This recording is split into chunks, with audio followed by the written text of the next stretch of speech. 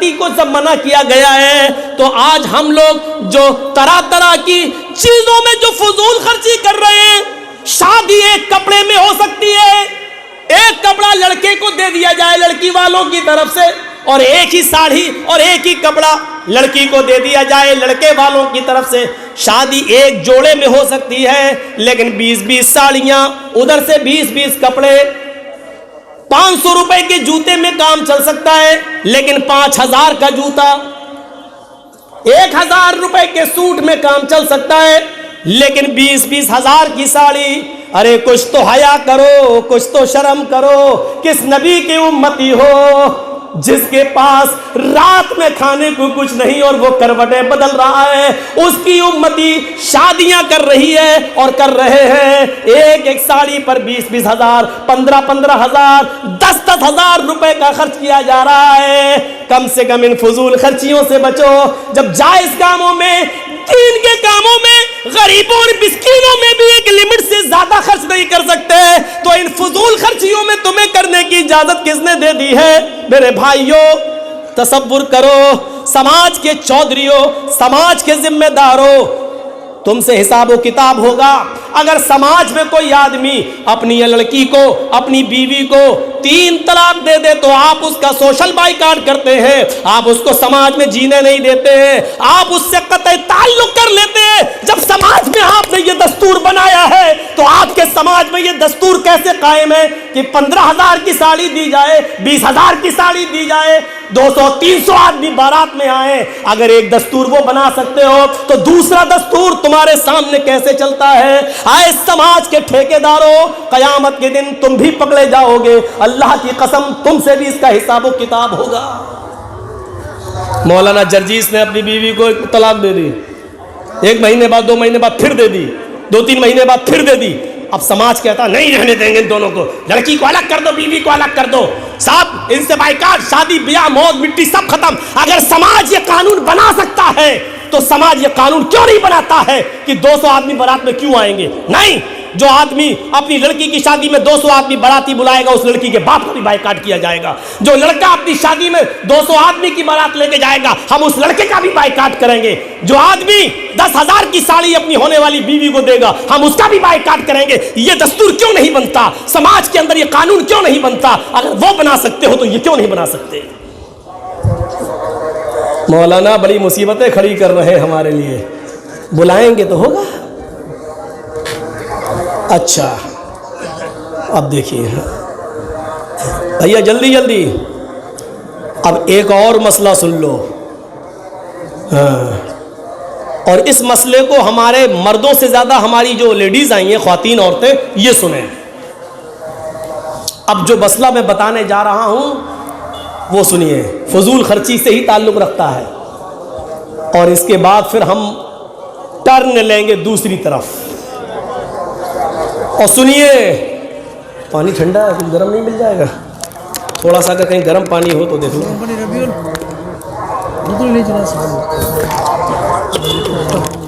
सुनिए कुरान की आयत, और मस्जिद वाले जरा जल्दी कर लो, ये मसला बड़ा अहम है जो मैं बताने जा रहा हूँ।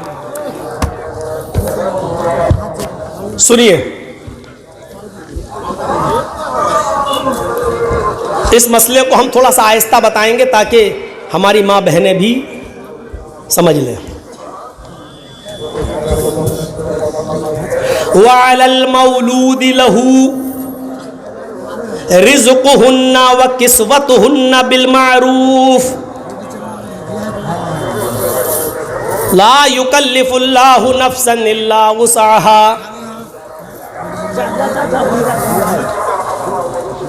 इधर देखिएगा,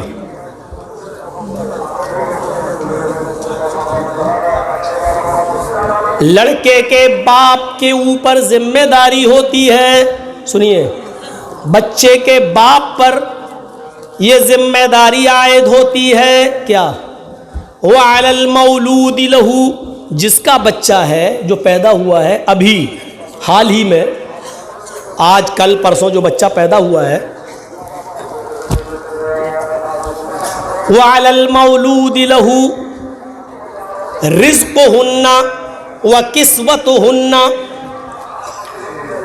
उस बच्चे का रिस्क खाना पीना और उस बच्चे का कपड़ा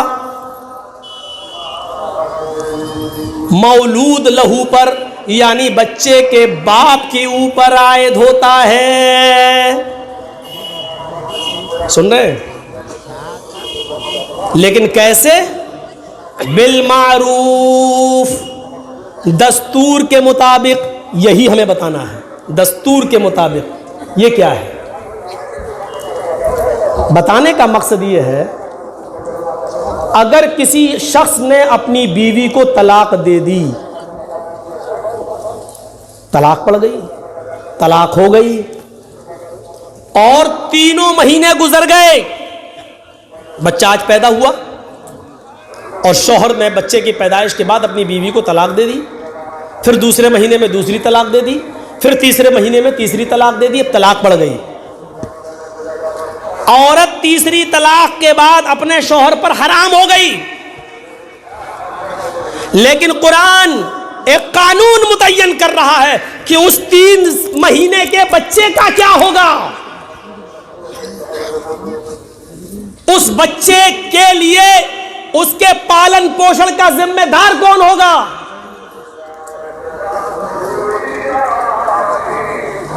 कुरान कहता है, यानी अल्लाह रब्बुल आलमीन फरमाता है, रिज़्क़ुहुन्ना व किस्वतुहुन्ना, उस बच्चे का रिस्क, उस बच्चे का खाना पीना यानी दूध जो पी रहा वो, और उसका कपड़ा लत्ता, ये बाप के जिम्मे आयद होता है। और सुनिए, जब तक मां अपने बच्चे को दूध पिलाएगी तो शौहर को उसके दूध पिलाने की उजरत देना पड़ेगी। शौहर को, अब वो शौहर नहीं रहा इसलिए शौहर नहीं कहा जाएगा, तलाक हो गई, अब कहां शौहर रहा। उस आदमी को जो उसके बच्चे को दूध पिला रही है वो उसकी मां, उस मां के दूध पिलाने की उजरत उस औरत को देना होगी, और उस औरत को भी उजरत लेने में मना नहीं करना चाहिए, उसको उजरत ले लेनी चाहिए। शौहर को देने में, उजरत देने में, यानी उसका बदल, ये लो इतने पैसे हम तुम्हें देंगे, दूध पिलाओ। शौहर को देने में पीछे नहीं हटना है और औरत को लेने में पीछे नहीं हटना है। शौहर को उस दूध पिलाने की मजदूरी लेना पड़ेगी, जो तय कर ले, हम आपके बच्चे को दूध पिलाएंगे, 2 साल तक उसकी जो इद्दत है, जो मुद्दत है दूध पिलाने की, वो हम अपने आपके बच्चे को दूध पिलाएंगे, लेकिन हम इतना रुपया लेंगे। और आदमी को देना पड़ेगा, ठीक है हम इतना रुपया तुम्हें देंगे, दूध पिलाओ। और सुनो, औरत को भी तलाक दे दी, लेकिन दूध पिलाने की उजरत के साथ साथ रिज़्क़ुहुन्ना व किस्वतुहुन्ना, उस औरत के खाने पीने का भी खर्चा और उस औरत के कपड़े का खर्चा भी मर्द को देना पड़ेगा, उस आदमी को देना पड़ेगा, जब तक वो उसके बच्चे को दूध पिलाएगी। मौलाना कहां फांस दिया आपने हमें। लेकिन कुरान ने एक रास्ता निकाला, क्या? बिल मारूफ, दस्तूर के मुताबिक, समाज में जो चलन है उस चलन के मुताबिक। औरत अगर दूध पिलाने की उजरत मांगे कि हमें 20,000 रुपए दो, तो थोड़ी चलेगा। औरत ये कहे कि हम इतने दिन आपके बच्चे को दूध पिलाएंगे, हमको ये कपड़ा लाओ खरीद के 10,000 की साड़ी, तो थोड़ी चलेगा। कुरान ने ये कह दिया बिल मारूफ, दस्तूर के मुताबिक। अगर समाज के अंदर 200 और 250 रुपए की साड़ी पहनी जाती है तो 200 और 250 रुपए की साड़ी पहनाई जाएगी। समाज के अंदर अगर दाल भात खाने का रवाज है तो औरत मुर्ग मुसल्लम नहीं मांगेगी, दाल चावल ही खिलाया जाएगा। दस्तूर उस समाज में जो चलन है उसके मुताबिक। सुनिए, एक बच्चे को दूध पिलाने की उजरत में भी फजूल खर्ची करने की इजाजत नहीं दे रहा है कुरान। एक औरत को कपड़ा देने में उसको रोजी और कपड़े का हक तो दे रहा है, लेकिन उसमें भी 10-20 हजार रुपए की साड़ी देने का हक नहीं दे रहा है। इसमें भी कुरान ये कह रहा है दस्तूर के मुताबिक, चलन के मुताबिक, समाज में जो दस्तूर है उसके मुताबिक तुम्हें खर्चा देना है। ये बता रहा है कुरान का ये फैसला, अल्लाह का ये जजमेंट कि फजूल खर्ची से यहां पर भी रोका गया है। जो कि आपके बच्चे को दूध पिला रही है, आप इसके बावजूद फजूल खर्ची नहीं कर सकते हैं। 5,000 की जगह 50,000 लेगी, 500 रुपए की साड़ी की जगह 5,000 की साड़ी लेगी। जब आप बच्चे को दूध पिलाने वाली औरत को भी दस्तूर से और समाज के तौर तरीके से अलग हटकर फजूल खर्ची करके ज्यादा नहीं दे सकते हो, तो बारातियों पर कैसे लुटा सकते हो, समाज में और बुराइयों पर कैसे लुटा सकते हो? मेरे भाइयों, ये थोड़ी सी अकल से सोचने वाली बात है। थोड़ी सी अगर हम अकल दौड़ा लें, कितनी औरतें बैठी हुई हैं बेचारी लड़कियां जिनकी शादियां नहीं हो रही हैं। क्यों? सिर्फ इस वजह से कि उनके पास देने के लिए कुछ नहीं। और समाज, वाह रे समाज, ये बेचारा इतना मजबूर कर देता है। कुछ तो हो। अच्छा, जिनकी लड़कियां हैं वो तो बड़े खुश होते हैं कि मौलाना साहब बहुत अच्छा बोल रहे हैं, लेकिन जब ये लोग अपने लड़कों की शादी करते हैं तो ये भी मांग करते हैं। ये बड़ा दस्तूर है। अरे जब तुम ये चाहते हो कि मेरी लड़की की शादी में कोई जहेज न ले, तो आप भी तो एक ऐसे उसूल बनाओ कि हम अपने लड़के की शादी बगैर जहेज के करें। आप लड़के की शादी में तो लेना चाहते हैं, लेकिन बेटी की शादी में देना नहीं चाहते हैं। तो ये दस्तूर समाज को बैठ के सोचना पड़ेगा, एक कानून बनाना पड़ेगा। न दिया जाएगा न लिया जाएगा। और सोचो तो सही कि एक बाप 18, 19, 20, 22 साल तक अपनी लड़की की निगरानी करता है, घर में कोई नहीं है, बीवी अपने मायके गई है, आपकी बेटी जवान है, लेकिन आप घर छोड़ के इसलिए नहीं जाते हो कि घर में मेरी सियानी जवान बेटी अकेली बैठी हुई है। आप उसके लिए चौकीदार बन जाते हो। जिसने चौकीदार बनकर 20-22 साल तक एक बेटी को पाला हो, फिर वो तुम्हें निकाह में अपनी जवान बेटी तुम्हें दे रहा हो। आए भेड़ियो, तुम्हें शर्म नहीं आती उसी घर में डाका डालते हुए कि मुझे मोटरसाइकिल दो, मुझे ये दो, मुझे वो दो। अरे तुमसे तो अच्छे वो भेड़िए जो खुद भेड़ियों को नहीं खाते हैं, तुमसे अच्छे वो खूनखार जानवर हैं। शेर शेर को नहीं खाता है, सांप सांप को नहीं खाता है। सांप जहरीला है लेकिन दूसरों के लिए, शेर चीर फाड़ करके खाता है लेकिन दूसरे जानवरों को, लेकिन तुम तो इंसान हो, इंसानी को खा रहे हो। तुमसे बड़ा भेड़िया कौन है? तुमसे ज्यादा खतरनाक कौन है? तुमसे ज्यादा जहरीला कौन है? तुमने लड़के को पाला पोसा, 5-10 लाख की दुकान दे दी, अब लड़की से शादी करना चाहते हो और लड़की के बाप के लिए भेड़िया बन जाते हो। हमें बाइक चाहिए, हमारा लड़का MBBS है तो हमें 4 व्हीलर चाहिए, हमें स्विफ्ट चाहिए, हमें इनोवा चाहिए, हमें स्कॉर्पियो चाहिए। अरे कटोरा लेके भीख मांग। रास्ता हम बता देते हैं, पार्लियामेंट के नेताओं के पास चला जा, योगी जी और मोदी जी के पास चला जा, रहम आ गया तो तेरी झोली में डाल भी देंगे। और वैसे भी बीजेपी वैसे ही अपने एजेंटों को तलाश कर रही है, और हम ही लोगों में से उसको अपने दलाल मिल भी गए हैं।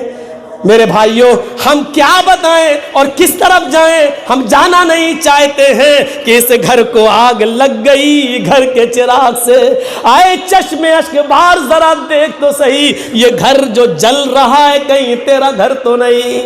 ये घर जो जल रहा है कहीं तेरा घर तो नहीं? जरा सोचो, हमने कभी शेर को नहीं देखा, वो खतरनाक है, लेकिन कभी शेर को शेर पर हमला करते हुए नहीं देखा। हमने कभी सांप को सांप पर हमला करते हुए नहीं देखा। हमने कभी भेड़िए को भेड़िए पर हमला करते हुए नहीं देखा।